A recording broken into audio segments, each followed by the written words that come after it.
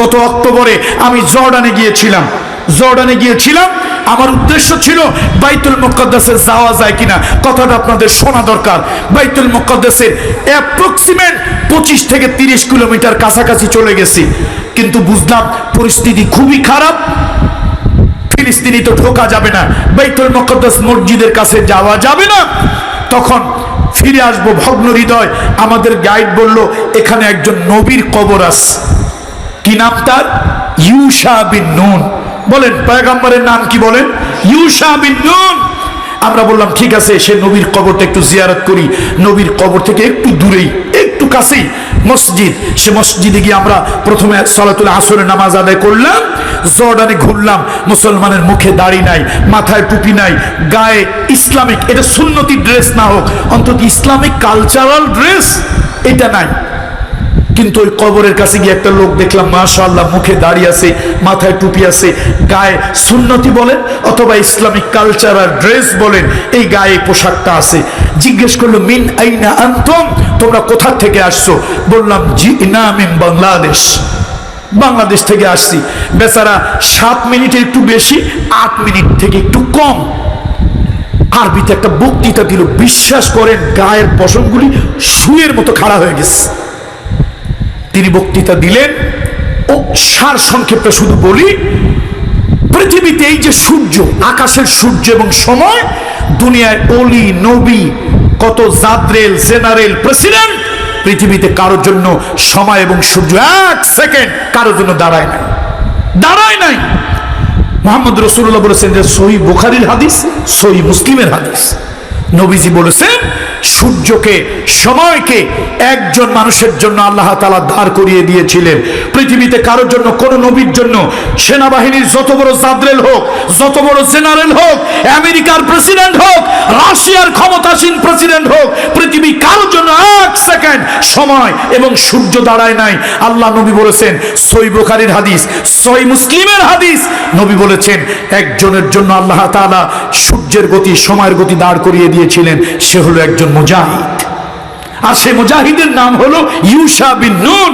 তিনি হলেন মুসা আলাইহিস সালামের একজন সফর সঙ্গী। খিজির আলাইহিস সালামের সঙ্গে যখন মুসা আলাইহিস সালাম দেখা করতে যায়, যে যুবক তার সাথী ছিল, এই লম্বা ইতিহাস। খিজির আলাইহিস সালামের সাথে দেখা করতে গেলেন ভাজা মাছ নিয়ে, সেই যুবক হলো ইউশা বিন নুন। আল্লাহ নবী দোয়া করেছিলেন মুসা আলাইহিস সালাম, এই যুবককে আল্লাহ তাআলা নবুয়ত দিলেন। এই যুবক আরো কিছু যুবক নিয়ে বাইতুল মুকদ্দাস কাফেরদের হাত থেকে উদ্ধার করার জন্য, ভালো করে শোনেন, কান খুলে শোনেন, বাইতুল মুকদ্দাস এই কাফেরদের হাত থেকে উদ্ধার করার জন্য ইউশা বিন নুন কিছু যুবক নিয়ে এগিয়ে গেলেন। যুদ্ধ করতে করতে যুবকেরা দিনের জন্য, ইসলামের জন্য, আল্লাহর জন্য যারা লড়ে, তারা সংখ্যায় বেশি না হলেও, অস্ত্র বেশি না থাকলেও ঈমানের বলে বলিয়ান হয়, আল্লাহ তাদেরকে বিজয় দান করে। বাইতুল মুকদ্দাস মসজিদের একদম কাছে চলে গেছে। ইহুদিরা কিন্তু সাংঘাতিক হিটলারি বুদ্ধি। ওরা চিন্তা করলো আজকে হলো জুমার দিন, ইয়াউমুল জুমা, আগামীকাল হলো ইয়াউমুস সাbt, শনিবার। ইহুদি ধর্মে শনিবার যুদ্ধ, বিগ্রহ, মারামারি, কাটাকাটি, লেখালেখি, গুতাগুতি, কিলাকিলি কোনো কিছু করা যায় না। সুতরাং তারা ধারণা করলো একটু অভিনয় করে, ওই যে খেলায় যখন দেখে হারে হারে ভাব, অভিনয় করে সময় কাটায়। ওরা চিন্তা করলো আমরা অভিনয় করে যদি সময় কাটাই, টাইম যদি আমরা লস্ট করি, কোনোভাবে আননেসেসারি টাইম কিল করি, তাহলে সূর্য ডুবে গেলে আর যুদ্ধ হবে না, যুদ্ধ তারা করবে না।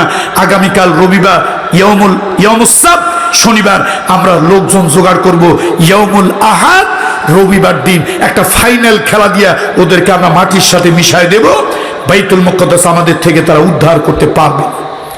কিন্তু পয়গম্বর ইউশা বিন নুন যুবক মানুষ তো, যৌবনের ধর্ম আলাদা। মনে হয় সাগর সাঁতরাইয়া পাড়ি দিতে পারি, তাল গাছটা উঠাইয়া দাঁত মাজতে পারি, পাহাড়টারে ধাক্কা দিয়া 2 হাত দূরে সরাই দিতে পারি, পারবে না। কিন্তু এটা যৌবনের ধর্ম।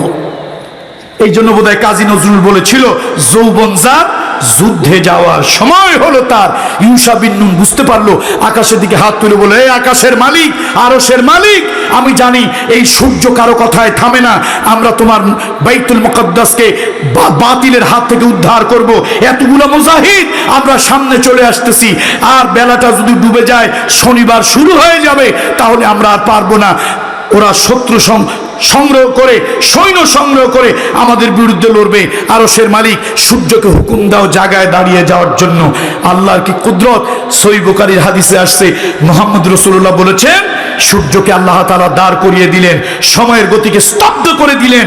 মুসলমানেরা প্রাণ পরে যুদ্ধ করে এগিয়ে গেল। ওরা চিন্তা করলো, ব্যাপার কি, সূর্য আজকে ডুবে না কেন, সময় আজকে যায় না কেন? তারপরে মুসলমানদের দখলে যখন বাইতুল মুকদ্দাস এলো, হঠাৎ করে রাত হয়ে গেল। ব্যাপার কি, আসলে সময় গতি অনেক দূরে এগিয়ে গিয়েছিল আল্লাহ থামিয়ে রাখার কারণে। বন্ধুরা আমার, তাহলে কি বুঝলাম আমরা? এর দ্বারা এটাই বুঝেছি, মুজাহিদরা যখন জমিনে নামে, শক্তি কম হলেও আল্লাহ বাড়িয়ে দেয়, শক্তি কম হলেও আল্লাহ বাড়িয়ে দেয়। প্রয়োজনে মুজাহিদের জন্য সূর্যের গতি, সময়ের গতি যদি স্তব্ধ করে দিতে হয়, আল্লাহ তাআলা তাও দেয়। এই জন্য ভয় পাবো না। আমরা নির্যাতিত মানবতার পক্ষে কথা বলবো, কাজ করব। আল্লাহ আমাদেরকে তৌফিক দান করুন। এই 15তম তাফসীরুল কোরআন মাহফিল কবুল করুন। যুবকদের খুব উৎসাহ দেখলাম, খুব উৎসাহ দেখলাম। আমি তো যা রাগ হয়েছিলাম, আল্লাহ আপনাদের এলাকার যুবকেরা মাশাআল্লাহ ওলামায়ে কেরামদের প্রতি যথেষ্ট আন্তরিক। তারা আন্তরিকতা নিয়ে ঠান্ডা মাথায় সুন্দর করে আমাদেরকে আদর আপ্যায়ন করেছেন। এতক্ষণ পর্যন্ত, এত রাত পর্যন্ত আপনারা বসেছিলেন।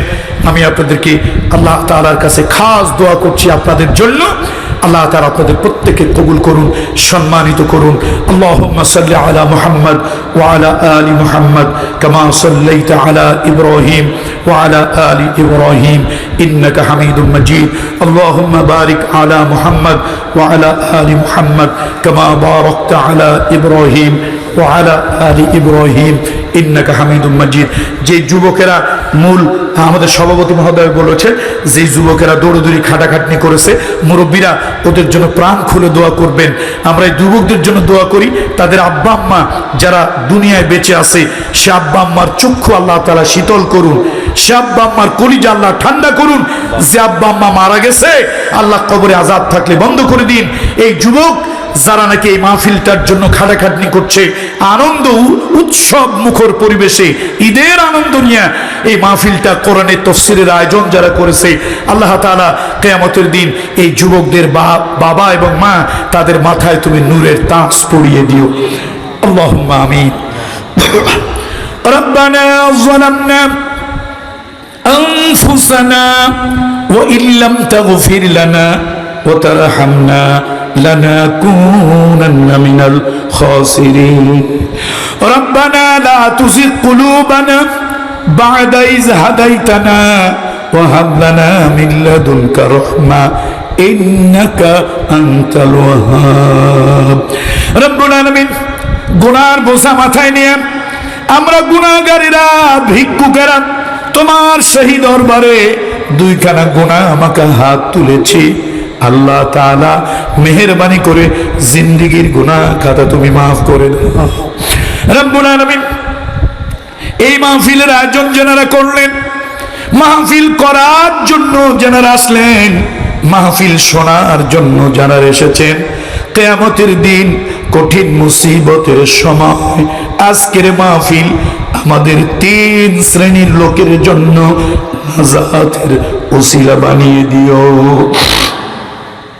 রব্বুল আলামিন। মনের মধ্যে বড় ব্যথা, মনের মধ্যে বড় যন্ত্রণা। আবু জাহাল তোমার রাসূলকে দেখলো, আবু লাহাব তোমার রাসূলকে দেখলো, মক্কার জালিম কাফেরেরা তোমার হাবিবের গায়ে যারা পাথর মারলো, ওই জালিমেরা তোমার রাসূলকে দেখলো, কিন্তু উম্মত হয়ে আমরা দেখতে পারলাম না। রব্বুল আলামিন, তোমার কুদরতি কদম ধরে বলি আল্লাহ, তামাম জীবনের ভিতরে একদিনের জন্য হলেও, একবারের জন্য হলেও স্বপ্নের ভিতরে রাসূলুল্লাহর সঙ্গে দেখা করা নসিব করে দিও। মক্কা যাওয়ার তামান্না, মদিনা জিয়ারতের বাসনা যাদের দিলের মধ্যে আছে সোনার মক্কা মদিনা জিয়ারত নসিব করে দিও। আল্লাহ তাআলা এই এলাকার যত মুরব্বীরা কবরবাসী হয়েছেন, কবরের আযাব থাকলে মাফ করে দিও আল্লাহ, তাদের রূহের গায়ে জান্নাতি পোশাক পরিয়ে দিও। এলাকার যত মুরব্বী আছে নেক হায়াত দান করো, মৃত্যু যখন আসবে ঈমানের সাথে আসানের সাথে খাতেমা বিল খাইর নসিব করে দিও রব্বুল আলামিন। এই মাহফিল খানা যুগ যুগ ধরে দায়ম কায়েম রাখিও আল্লাহ। দুনিয়ার কোনো উদ্দেশ্য নয়, এই মাহফিল কোনো ভোটের জন্য, ইলেকশনের জন্য, দলাদলি রাজনীতির জন্য নয়। এই মাহফিল খানা মানুষের মুর্দা দিল যেন জিন্দা হয়, অন্ধকার হৃদয় যেন কোরআন হাদিসের আলো দিয়া আলোকিত হয়, সেই জন্য প্রতি বছর এই মাহফিলটার আয়োজন হয়। আল্লাহ তাআলা ইন্তেজামিয়া কমিটিকে আপনি কবুল করে নেন, মাহফিলটা আপনার আরশে আজিমে কবুল করে নেন। মা বোনরা যারা এসেছে আয় আল্লাহ তাআলা, আমার মায়েরা বোনেরা অনেক কষ্ট করে আসে, দূর দারাজ থেকে আসে। রব্বুল আলামিন, যে মায়েদের ঘরে শান্তি নাই শান্তি দাও, যে মায়েদের স্বামীরা কথা শোনে না স্বামীর সাথে উত্তম সম্পর্ক করে দাও। আয় আল্লাহ, যে মায়ের সন্তান অবাধ্য বাধ্য করে দাও, যে মায়ের ঘরের মধ্যে অভাব অভিযোগ অভাব দূর করে দাও আল্লাহ। সুবহান রাব্বিকা রব্বিল ইজ্জাতি আম্মা ইয়াসিফুন ওয়া সালামুন আলাল মুরসালিন ওয়ালহামদুলিল্লাহি রব্বিল আলামিন। আসসালামু আলাইকুম ওয়া রাহমাতুল্লাহি।